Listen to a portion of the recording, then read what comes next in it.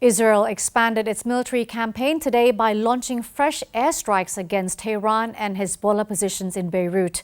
This sharp escalation follows the killing of Iranian Supreme Leader Ayatollah Ali Khamenei during joint operations by the United States and Israel on Saturday.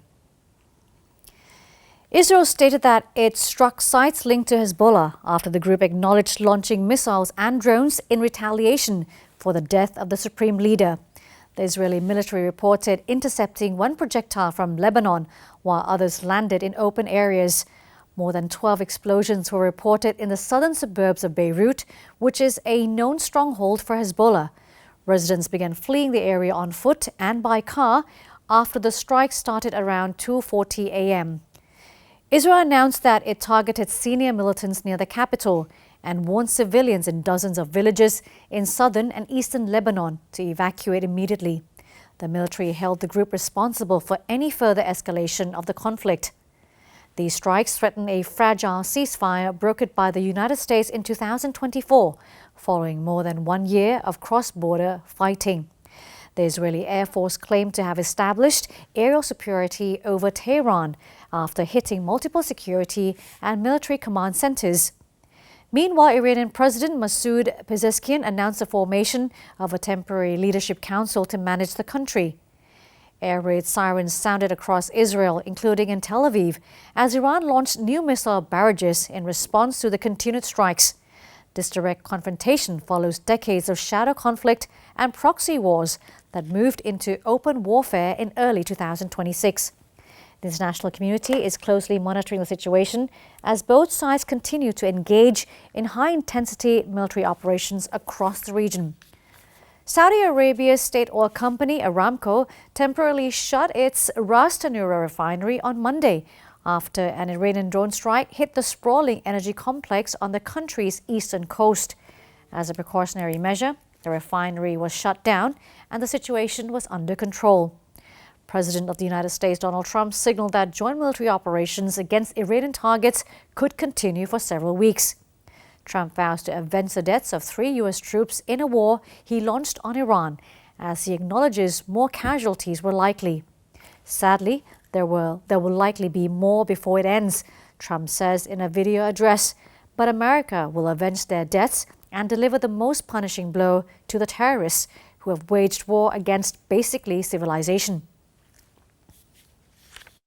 Iran's formerly supreme leader, Ayatollah Khamenei, is dead.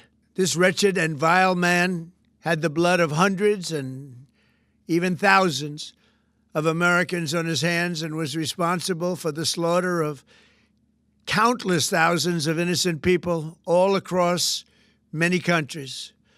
Last night, all over Iran, the voices of the Iranian people could be heard cheering and celebrating in the streets when his death was announced.